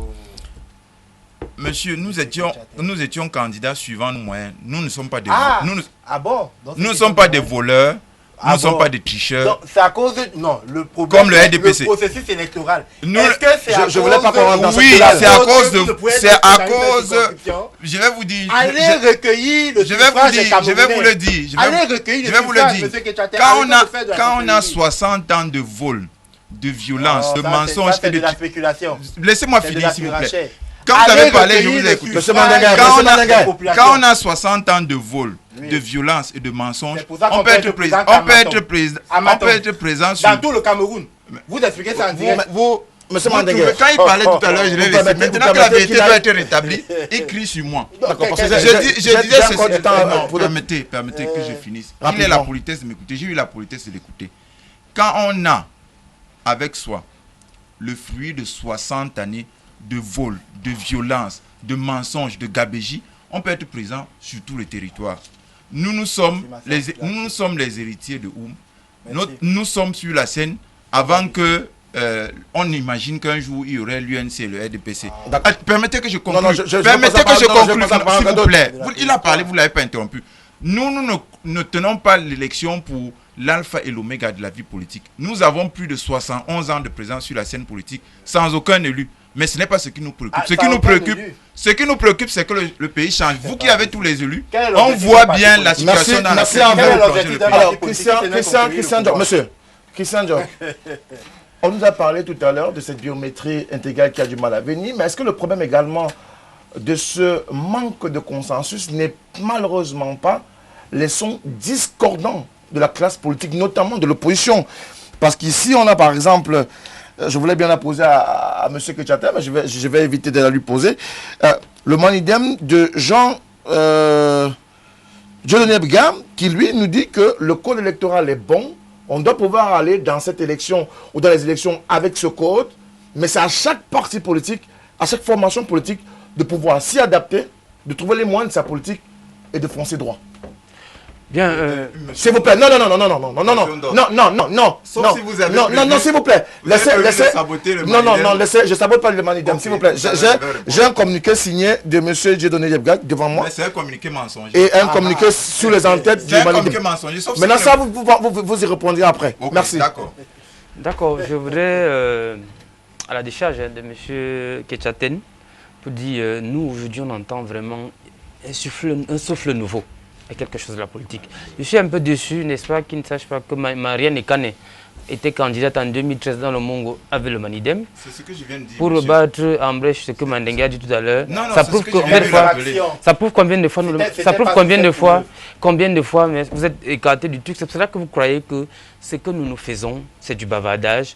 Ou alors, c'est ce message apocalyptique que vous, cette classe politique dont on ne connaît pas, vous voyez aujourd'hui, si vous parlez, vous, je ne suis pas sûr qu'on me connaisse comme un acteur politique. Pas du tout. Voilà, ça fait donc que vous, j'aurais même dit que cessez de décourager les Camerounais. Il faut arrêter. Aujourd'hui, on doit passer à autre chose. Il faut arrêter. Maintenant, c'est son discordant. Voyez-vous, monsieur Ketchaten, oui. Je vais vous dire. Oui, je vous écoute. Vous avez parlé du... C'est pas vous parlez moi, je vais vous parler du oumisme. Ou alors du oumiobisme, si vous ne connaissez pas ça. C'est-à-dire, moi, en tant qu'héritier du oumyobisme, De c'est-à-dire de Mila Assoute. Vous êtes des gens de Mila l'upécisme. Assoute, du LDPC. Donc, conjugalement, ça dit, vous ne connaissez peut-être pas ce que c'est. Vous n'avez pas dit ce que vous avez dit tout à l'heure. Non, non, non. Et j'ai d'ailleurs mal. Maintenant, je reviens à ce que je t'avais dit tout à l'heure, de manière simpliste, pour dire, évitez-nous d'entrer dans la boue. Parce que ça fait un peu mal là, depuis d'entrer là. Vous voyez pourquoi on s'est calmé? Parce que vous ne parvenez pas à donner des éléments nouveaux aux éditeurs qui nous en... je vais dire aux téléspectateurs qui nous écoutent. Qu'est-ce qu'on entend de nous ici? Je l'ai dit aujourd'hui, la loi électorale n'est pas totalement mauvaise. Il y a des éléments sur lesquels on peut s'entendre et aller... Quels sont les éléments qu'il faut améliorer? Ils sont connus, on l'a dit. Par exemple, aujourd'hui, vous avez parlé vous-même, en me relançant, vous avez parlé de cette biométrie intégrale dont on a besoin. De ce bulletin unique, par exemple, qui permettrait de minimaliser tout au moins la triche. Parce que vous savez, on l'a toujours vu. Et c'est d'ailleurs regrettable. Je prends le cas d'une élection que j'ai vécue à Pouma, où en réalité, on a vu la ville, Pouma, on l'appelle trivialement la ville des 12 DG, où chacun était là avec des sacs d'argent. Il fallait entrer dans un bulletin. Parler des achats de conscience. En réalité, c'est ça un élément. Il fallait entrer dans un bureau de vote, ressortir. C'est un fait. Donc, il y a des éléments comme cela qui nous permettraient tout au moins d'évoluer. Si on avait un bulletin unique, vous voyez qu'il va être difficile à un individu de ressortir, n'est-ce pas, de l'urne, de l'isoler, autant pour moi, avec les bulletins de notre parti politique. Ça nous permettrait d'évoluer, M. Mandingue. Et cela permettrait tout au moins de crédibiliser la pseudo-démocratie, si on peut l'appeler, telle qu'elle est vécue aujourd'hui. Maintenant, il y a des éléments qui légitiment en réalité le processus électoral lui-même. On a dit le jeu des acteurs. Aujourd'hui, il y a des acteurs anciens qui doivent comprendre que ce qu'ils ont fait aujourd'hui n'est pas en opposition avec ce que nous faisons. Je suis quand même ahuri d'entendre un monsieur ici qui dit, monsieur Kane, qui soutient ouvertement monsieur Biya, le président de la République, lui qui est de la faction de monsieur Kane, de cette faction de l'UP, ou c'est du Manidem, il me semble, vient quand même dire à quelqu'un qui a été troisième, à un représentant de quelqu'un qui a été troisième à l'élection présidentielle du Cameroun, avec tout le score qu'il a fait, avec toute la triche que vous avez vu, qu'aujourd'hui c'est le pouvoir qui est payé. Ayez du respect pour M. Didier. Je n'ai pas dit que le pouvoir vous a payé. C'est pour vous dire. Vous entendez de... J'en viens. Je n'ai pas dit que le... Je dis bien, quand je viens parler ici, je viens parler en tant que responsable politique. D'accord? Et je porte, n'est-ce pas, la parole d'un parti politique ici, ce soir, pour vous dire, il y a des éléments dans ce code, je vous l'ai dit par exemple, dont... qui donne la part, je précise tout l'article 295. Parce que je sais, moi qui va, je vous dis, je sors comme ça de Njombe Penja où j'étais hier, que les jeunes qui veulent, par exemple, candidats, ont de la difficulté, éprouvent de la difficulté à constituer des listes. Et le code électoral, par exemple, tel qu'il est, je dis en son article 285, il parle de la gratuité des pièces. C'est déjà un élément appréciable en lui-même, en soi. Mais il faut qu'il soit appliqué dans sa lettre. Et celui qui est censé l'appliquer ici, c'est l'ECAM. C'est à ce niveau où c'est l'ECAM qui peut le faire. C'est pour ça que je voulais qu'on distingue, n'est-ce pas, les deux responsabilités. Et la responsabilité de l'ECAM et la responsabilité de la loi. La loi en l'espèce ici, elle est mauvaise, David, c'est le Parlement qui l'a fait. C'est pour cela que vous, vos propositions, comme vous l'avez dit, vous êtes allés où on fait les lois, on fabrique des lois. C'est-à-dire c'est au Parlement. Mais en l'espèce telle qu'elle est là, l'élection, nous allons dans quelques jours. Si cette loi venait à ne pas modifier, ce qui ne va pas être le cas, qu'est-ce qu'il faut faire? Il y a des éléments sur lesquels la société civile ou les partis prenants à l'élection peuvent s'entendre. Il peut y avoir au moins un minimum de consensus. C'est-à-dire notamment peut-être de constituer des listes. On sait qu'au Cameroun, il n'y a pas la notion de panachage, mais on peut s'entendre. On l'a vu ici en 2013 dans le cas du Vouri et précisément ici à Vouri Centre. On a vu, n'est-ce pas, des partis politiques s'entendre, c'est-à-dire le cas de David, ton ancien parti. MP, d'accord, MP, UDC, bon non, c'est mon avis. Allons-y, oui, UDC, on a vu comme s'entendre, et on a vu des résultats produits. Bon, je voudrais pour chuter pour dire David est un congénère, je le titille parce que le voisin déjà Jacques Kindi, c'est pour ça que je dis généralement que c'est son parti, parce que le parti en face de lui. Alors, d'accord. Au sein du SDF, vous avez toujours porté, malheureusement ou heureusement, la cause, s'il vous plaît, monsieur, la cause de ce bulletin unique qui ne vient pas, qui ne vient toujours pas. Mais est-ce qu'il ne faut pas porter un autre credo, par exemple, celui de la modification de ces articles qui permettrait la mise en application effective de la gratuité pour la fourniture ou la constitution des listes? Elle est comme ça simplement appliqué. Oui. C'est-à-dire, je prends le cas. Ça, on l'a pris. Non, mais c'est bon, on l'a compris. Merci, c'est bon. On l'a compris. La question est ici. Merci. Non, merci, il n'y a pas de parallélisme. Je voudrais dire un mot pour dire à M. Mandingue. On n'est pas là pour répondre à M. Mandingue. Permettez-moi. Parce que quand on utilise de l'argent public pour ses besoins d'élection, quand on a l'administration... Est-ce à la question que j'ai posée? Je veux revenir dans le sujet. Permettez-moi, mais restez dans le sujet, permettez à d'autres panélistes de dire de ce qu'ils Voilà. veulent. Laissez-moi, permettez-moi de parfois développer. n'importe quoi. Cela va enlever aussi Quand les M. mains Mandengue SDF sont qui ont fait la partis, prison. utilise. Cela va Quand enlever les ils mains font de SDF l'argent qui ont été en public, prison. Avouez de. quand Vous ils- êtes représentatif quand de quelle votre valeur, parti- monsieur Iken? Quand votre Il y a eu parti des mains SDF en prison. C'est pas vous qui avez la parole, monsieur Mandengue. Donc, dites Monsieur Mandengue, monsieur Mandengue. Monsieur Mandengue, vous n'avez pas la parole. Mandengue a besoin du poula pour la nous ne poule. sommes pas dans un panier de crabes. S'il vous plaît, allez-y. Je voudrais dire que quand on utilise de l'argent public pour ses besoins d'élection et pour acheter des consciences, vous allez voir pendant les élections municipales et législatives comment le RDPC, dans toutes les circonscriptions du pays, a complicité de l'administration, il faut le dénoncer ici, paye les consciences de nos populations. Allez-y voir. Je dis bien dans tous les villages. Il y a la VCD. Soyez calme, monsieur. Je voudrais dire, cet argent, on peut l'utiliser, on peut prendre l'argent public, on paye les voix et on vient sur un panel comme ceci, insulter les autres membres du parti politique qui ont le besoin de construire notre pays. C'est pas ça. Je vous dis non. Mais s'il faut revenir dans le sujet, je vous dis même que la vie est un compromis. La vie politique est un compromis. C'est pourquoi chaque fois que nous faisons nos congrès, nous invitons le RDPC parti au pouvoir. Venez voir. En tant qu'ami. Venez, pas en tant qu'ami. En tant qu'observateur, il y a parfois 40 partis. 40 partis politiques que nous invitons. Mais ils viennent souvent pour voir comment se déroulent les élections chez nous. Alors, nous voulons leur présenter le bulletin unique. Le bulletin unique. Tous ces gens viennent de vous. S'il vous plaît. Nous S'il vous voulons plaît. leur présenter le bulletin unique que voici ce que nous utilisons dans notre parti et qui fait la démocratie au sein du parti.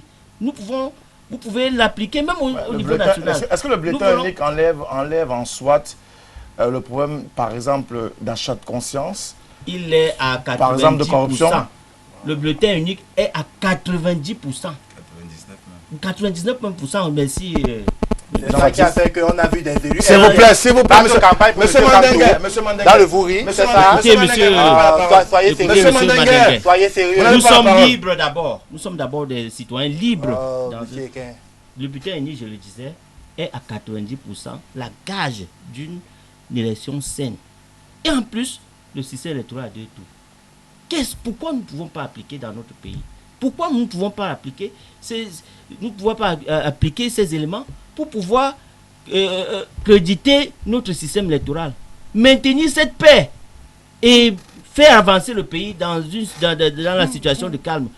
Pourquoi le RDPC ne peut pas appliquer des éléments? La démocratie n'est pas dans notre culture. Je vous le dis. C'est pas possible. La démocratie n'est pas dans nous. Nous l'avons importée. Et nous l'adaptons. Écoutez bien. Nous l'avons adaptée. Et il faut qu'on l'adapte dans toutes ses composantes sociales. Toutes les composantes. Ce n'est pas dans notre culture. D'accord. Alors, Nous avons adapté. Mais il faut qu'on l'adapte clairement. Si on n'adapte pas la démocratie comme il faut, cela pesera sur notre conscience, sur notre vie, sur notre avenir. alors, le bulletin unique, l'élection à double tour, garantissent-ils de façon pérenne des élections crédibles, transparentes, des élections qui ne pourraient être entachées d'aucun vice et qui, au sortir, pourraient peut-être ne même pas avoir de contentieux électoral? Bien évidemment. Je vais d'abord répondre. La démocratie n'est pas une chose importée. On avait Arrêtons un de bulletin dire- unique à arrêtons de RDC, il y dire a eu aux des querelles, il y a eu Camerounais des contentieux. Oui, j'y viens. Arrêtons de dire aux Camerounais, aux Africains que la démocratie a été importée. C'est pas parce qu'elle est mal appliquée par ceux qui nous gouvernent aujourd'hui que nous allons dire qu'elle a été importée. Si vous faites des études approfondies sur le mode de gouvernance qu'on applique dans nos chefferies, peut-être parce que vous n'êtes pas proche des chefferies, vous verrez que dans les chefferies, on applique très bien de la démocratie. Tel que c'est constitué depuis le chef, c'est notable, les chefs de famille, les chefs de village, les chefs de foyer, vous verrez très bien que c'est la réplique de la démocratie. Donc, c'était pour répondre à cette question. Revenez donc à la question. Et je reviens à la question pour dire que, bien évidemment, l'élection à deux tours, le bulletin unique, il faut rappeler que le bulletin unique, l'instauration du bulletin unique fait gagner à notre gouvernement des économies financières. Parce que plusieurs bulletins qu'on a là, c'est beaucoup d'argent qu'on dépense pour imprimer plusieurs bulletins de plusieurs couleurs. Alors que si on revient au bulletin unique, ça fera qu'on va économiser beaucoup, énormément beaucoup en termes de finances. Il faut également autre chose, aligner les majorités au Cameroun. Parce qu'aujourd'hui, il est inconcevable que cette jeunesse qui représente 70%, un peu plus même, de la population du Cameroun, et si je veux me limiter à la tranche d'âge qui concerne la statistique 18, parle de 19 ans. 66% très exactement. Oui, mais ça, on sait très bien, si on veut prendre le dernier recensement de 2005, que si on applique le taux de croissance, on a déjà dépassé ça largement. C'est pour ça que tous les acteurs appellent à un nouveau recensement de la population, recensement général, avant d'aller aux prochaines élections. Parce que c'est déterminant. Il reste attendu. Voilà. Donc je disais, j'étais en train de dire qu'il faille aussi harmoniser les âges au Cameroun. Ramener l'âge électoral à 18 ans. Ça permettra justement de donner un souffle nouveau à la scène politique et même au processus électoral pour permettre justement, presque dans tout le monde entier, la moyenne d'âge aujourd'hui dans le monde entier d'élection, ça tourne autour de 18,5%. Mais au Cameroun, on a encore à 20 ans pour être électeur au Cameroun, alors qu'à 18 ans, on peut déjà bien signer les contrats professionnels. À 18 ans, on peut déjà entrer dans l'armée. À 18 ans, on peut déjà se marier. On peut aller en prison et tout et tout. Mais on estime qu'à 18 ans, on n'est pas capable de dire que M. Mandé ne peut pas être conseiller municipal ou maire dans telle commune ou telle commune. C'est aberrant. Nous pensons qu'il faut justement l'instaurer. Également, il faudrait que Elekam soit un organe totalement indépendant. Ça, on le dit. Que ce soit Elekam, que ce soit le Conseil constitutionnel, je ne veux pas rentrer dans ce qu'on a vu avec le contentieux où certains ont démontré à mon vision justement que plusieurs membres de ce conseil étaient du parti au pouvoir. On ne va pas entrer dedans, même pendant le conseil, même pendant le contentieux, on l'a démontré. Donc, on ne va pas entrer dedans, tout le monde le sait très bien. Je dis qu'il faudrait que justement Elekam soit totalement indépendant et transparent pour mener à bien son travail. Parce que regardez-vous, voyez-vous, il y a je crois au niveau départemental, la commission n'est pas dirigée par Elekam, c'est pas au niveau départemental, ça va être au niveau régional, qui est présidée par qui? Par un magistrat, si je me trompe. Mais alors que nous savons très bien tous quel est leur processus, comment ils sont nommés au Cameroun. Donc il faudrait justement que Elekam soit l'organe qui gère totalement les élections et qui soit doté des moyens, que ce soit humains, financiers, matériels, pour vraiment faire son travail sur le terrain. Lorsque Elekam n'arrive pas à être cet organe totalement indépendant, on arrivera à ce qu'aujourd'hui, les populations sont découragées. Je vais sortir par là. Un Monde Avenir vient de connaître une enquête que nous avons réalisée de manière aléatoire comme ça sur 1500 Camerounais à Douala, pour justement avoir leur perception. Pourquoi est-ce que ces derniers n'ont pas voté à l'élection présidentielle de 2018? Pour quelles raisons est-ce qu'ils ne sont pas inscrits? Mais les résultats vraiment donnent... C'est la réalité. Plusieurs de ces Camerounais qui ne sont pas inscrits sont découragés du fait que la loi électorale n'est pas favorable d'un, et le climat politique également n'est pas favorable à leur participation. D'accord. D'où nous estimons que... Tout ça est de paix, et d'où nous pensons que tous ces éléments mis ensemble doivent être révisés. Il faudrait que le pouvoir en place qui est là accepte de mettre le code électoral sur la table et appeler tous les acteurs. Alors, comment est-ce qu'on doit pouvoir mettre en œuvre ce consensus autour du code électoral d'abord et ensuite du processus dans sa globalité? Monsieur Motomé, c'est pénible d'entendre certaines choses. Le copanéliste précédent nous parle d'une enquête. Nous ne voulons pas savoir si cette enquête était impartiale ou non, mais il nous parle d'une enquête. Mais monsieur... Est-ce que ça rejoint la question que j'ai posée? Moukoudi, ça va rejoindre, vous allez voir, laissez-moi chuter. Monsieur Moukoudi, l'abstention n'est pas le fait du Cameroun. C'est-à-dire qu'une personne peut décider en lui-même de ne pas participer au processus, soit de ne pas s'inscrire, ou même s'il est inscrit. Écoutez, vous permettez l'abstention, je vous dis encore, monsieur Moukoudi, l'abstention n'est pas le fait du Cameroun. Maintenant, ce qui se passe, et c'est pourquoi, lorsqu'on a un plateau comme celui-ci, monsieur Moutomé, la rédaction de la télévision du Monde se permet d'inviter les politiques. Parce qu'effectivement, monsieur Ekeng a commencé à brosser cela tout à l'heure. Peut-être n'est pas allé jusqu'au bout.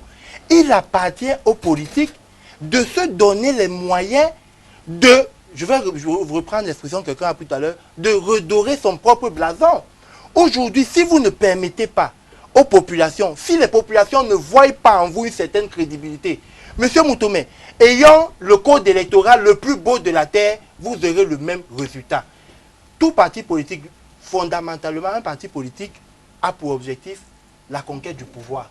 Et nous connaissons les paliers de conquête du pouvoir, qu'ils soient au niveau des communautés territorialement décentralisées, le Parlement ou la présidence de la République.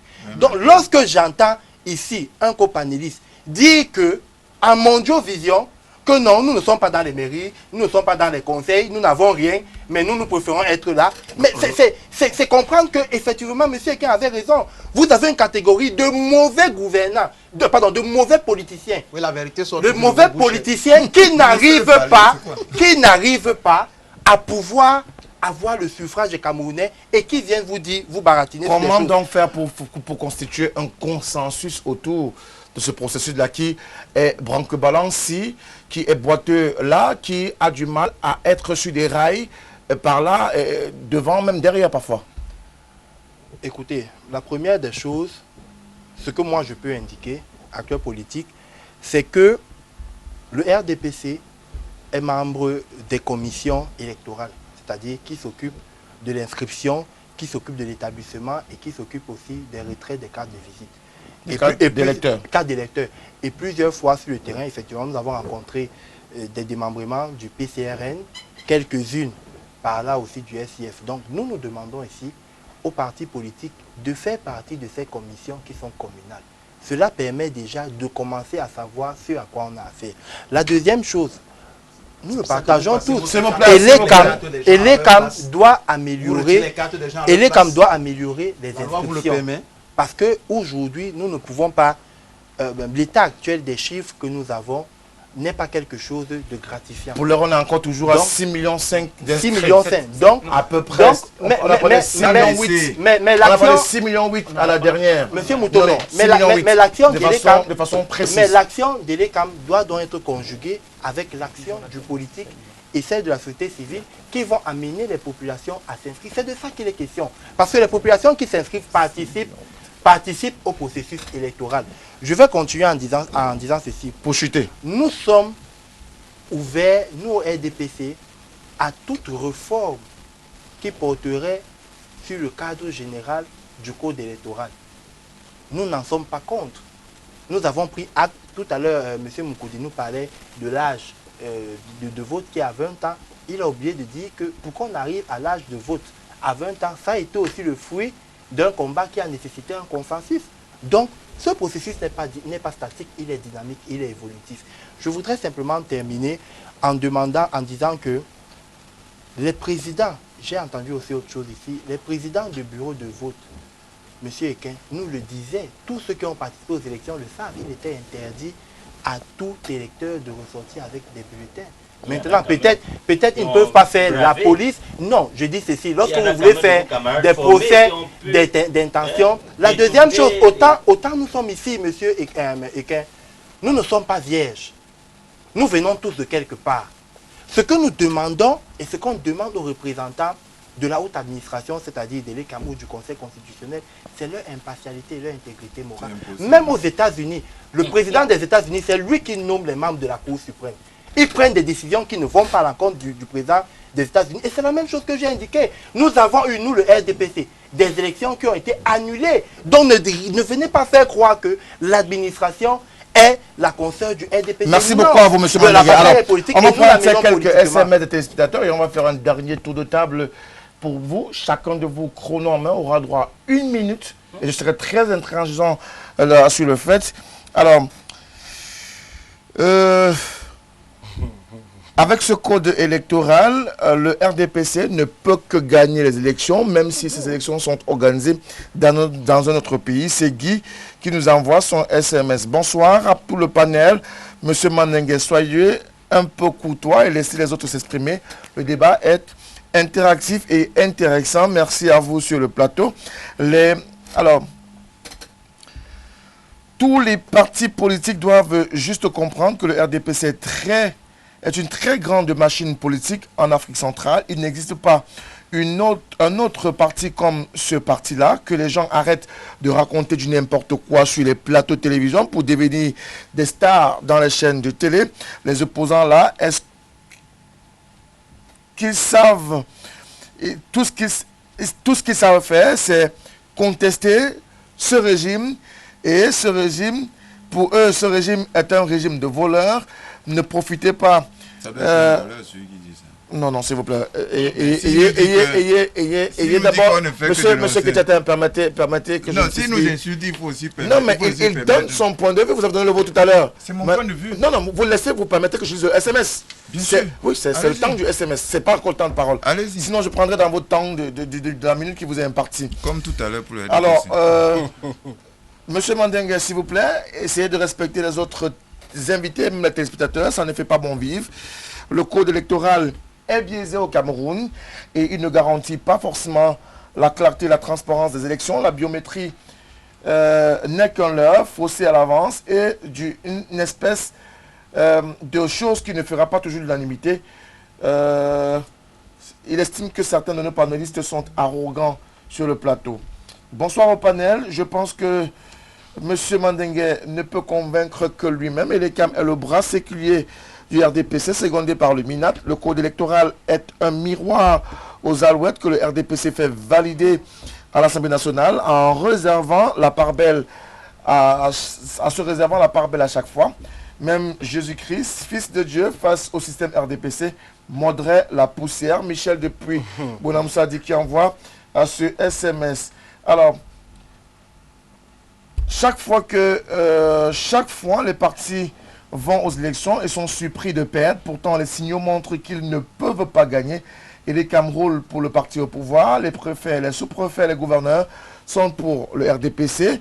Et si vous me permettez que je dise SMS, c'est le temps des SMS. Je prendrai votre temps de conclusion. Ils ont réussi à faire adhérer dans cette action les chefs traditionnels, Norbert de Douala. Franchement, le consensus signifie quoi en démocratie? J'entends souvent certains parler de l'alternance. Ce sont des expressions pour embrouiller les Camerounais. Seules les élections transparentes avec des gens de bonne moralité dans les instances pour proclamer les résultats pourraient permettre de garantir la démocratie au Cameroun. Norbert, toujours, qui nous a envoyé son SMS ce soir. Au parti politique, c'est M. Patrick Duprix, Anissé, Mani de Douala. Le problème n'est pas Elekam, mais l'impopularité de notre opposition camerounaise qui ne parle à personne, sauf aux frères des villages, de leurs leaders, aux partis politiques de l'opposition, d'amener leurs membres à s'imprégner et à respecter les lois essentielles du processus électoral, de s'atteler à l'éducation civique et électorale de leurs militants, d'organiser à temps l'observation pour leurs témoins des opérations préélectorales, électorales et même post-électorales, de promouvoir la culture démocratique et le leadership ethnique en privilégiant la construction d'un ordre social juste et la gestion communautaire du bien vivre ensemble, de faire du débat politique un débat d'idées et non un lieu d'attaque des personnes sur des considérations ethniques. C'est M. Patrick Duprix, Anissé Mani qui nous a envoyé ce SMS. Et on va revenir sur le plateau. Je l'ai rappelé, chacun de voix droit, 1 minute chrono en main.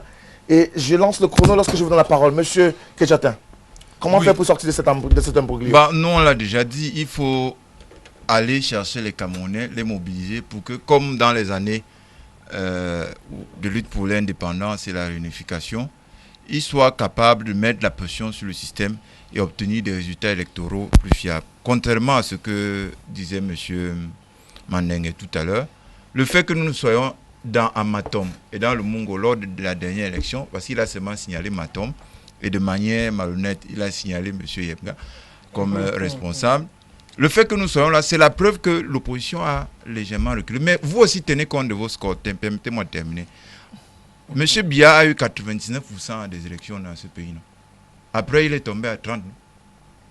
Donc, quand on tient compte de la réalité du terrain, les résultats électoraux, permettez-moi de finir. On a dit une minute Les chacun. résultats électoraux, s'il vous plaît, vous avez laissé qu'on dise des choses. On a dit une minute. Vous avez On était laissé. d'accord sur ce consensus Non, monsieur. lorsque j'ai posé les barres, on Oui, était non, mais d'accord. vous avez dit, Et il faut vous qu'on avez reste dit tout à il faut qu'on l'heure, reste vous dans le avez dit tout consensus. à On a l'heure, eu une minute chacun. vous avez dit tout à l'heure, quand vous avez lu un communiqué au nom du Mindem, que vous aurez le droit de. Permettez-moi de finir dessus. Oui, finissez. Bon.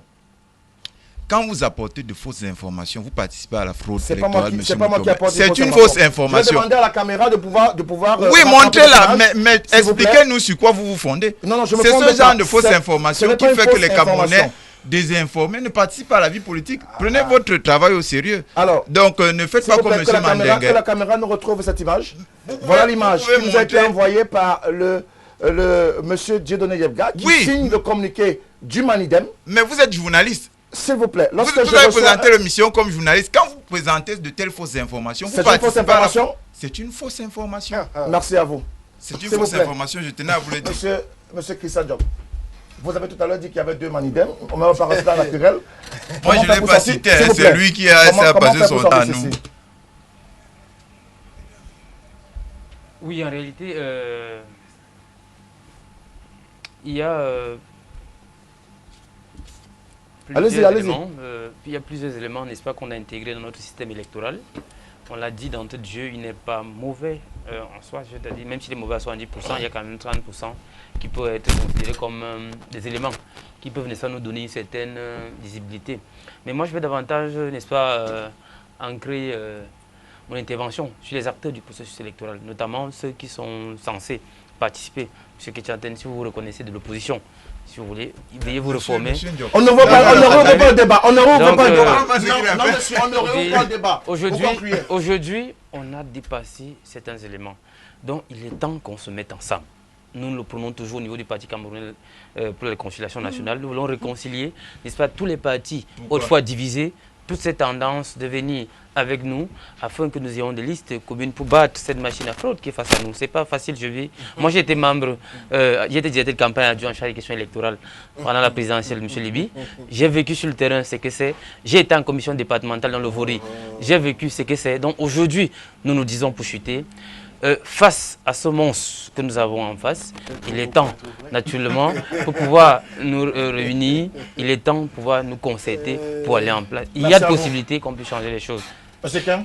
Monsieur, bon, ce que je voudrais dire ici, c'est que la démarche du SGF est sous forme de trilogie. La dénonciation, la destruction et la construction. Nous dénonçons. Vous détruisez, vous reconstruisez. Oui. On dénonce, il faut détruire et il faut reconstruire. Ça veut dire, qu'est-ce que je voudrais dire par là? Le code électoral. Le code électoral et tout le système électoral qui est mis en place à ce jour ne correspond, n'a pas été conçu dans les règles de l'art. Il faut actuellement convoquer tout le système de trois ententes, ça veut dire la société civile, les partis politiques et le pouvoir pour recommencer. Il y a une urgence de recommencer le processus électoral. Y a-t-il urgence de véritablement recommencer, de remettre sur la table la question, la discussion autour du code électoral pour un meilleur processus? Tout à fait, il y a urgence. Mais malheureusement, tels que les éléments, le temps avance, nous avons déjà traversé plusieurs sessions parlementaires où la révision de ce code était... Nous avons encore la session du mois de novembre. Mais nous avons la session du mois de novembre, je m'apprête à le dire, qui est une session budgétaire. Mais dans laquelle il y a des projets de loi, des propositions de loi qui peuvent être Permettez que je continue. Il y a des sessions extraordinaires. C'est une session budgétaire non seulement, mais nous serons pratiquement à 2 mois des élections municipales et législatives. Vous venez modifier le code électoral 2 mois avant une élection. Démocratiquement, ce n'est pas bon. Maintenant, sauf si on arrive à le faire dans le cadre d'un dialogue. On a déposé le dossier. Voilà, on aurait même déjà déposé le dossier, effectivement. Sauf si on arrive à le faire dans le cadre d'un dialogue national qui est convoqué, parce qu'il y a des préalables à régler au Cameroun. La crise anglophone qui continue de suivre, qui n'est pas encore achevée, nous ne pouvons pas, nous, dans notre société civile, nous ne sommes pas là pour dire aux populations de boycotter les élections ou pas. Ce n'est pas ça notre rôle. Les politiciens, ils peuvent bien le faire comme ils le veulent. Mais nous, on dit qu'il y a des préalables. C'est pour ça qu'un Monde à venir a institué ce qu'on appelle un cadre de dialogue multi-acteurs qui existe aujourd'hui. Permettez-moi de finir. Oui, je chute par là. Qui existe aujourd'hui entre la société civile et les CAM, le MINAT et les partenaires pour justement revoir cette question de la loi électorale. Et je peux vous dire que le RDPC y participe et d'ailleurs est 100% d'accord avec toutes les réformes que nous proposons pour un bon code électoral. La réforme du code électoral est un impératif? Écoutez, monsieur Moutomé, c'est une chose qui pourrait aussi arranger le RDPC. Tous les processus électoraux dans le monde restent perfectibles. L'idéal, c'est la perfection, c'est ce que nous recherchons tous. Mais à chaque époque, correspond, comme M. Ekin parlait, il y a des combats que nous devons mener et des combats qui permettent à ce que chaque citoyen puisse se sentir inscrit dans la mouvance politique, dans la mouvance structurelle de son pays. Je vais simplement terminer en prenant une image. Dans le Vouri, en 97, nous sommes des politiques, nous avions l'ensemble des mairies du Vouri qui étaient aux mains du SDF. Le SDF l'a perdu. En ce moment, le code électoral était très mauvais. Mais le SDF a gagné toutes les mairies du Vouri. Pourquoi? Parce que les populations sont allées massivement voter pour le SDF.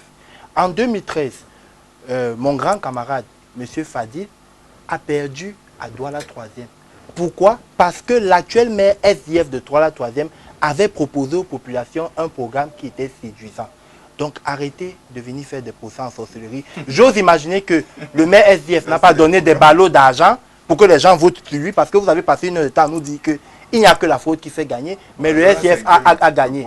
Donc cela veut dire que lorsque les acteurs politiques sont crédibles, lorsque les acteurs politiques jouissent d'une certaine représentativité, eh bien les populations vont continuer. Pour ce qui nous concerne au RDPC, nous restons sereins. Les batailles s'annoncent et nous sommes prêts.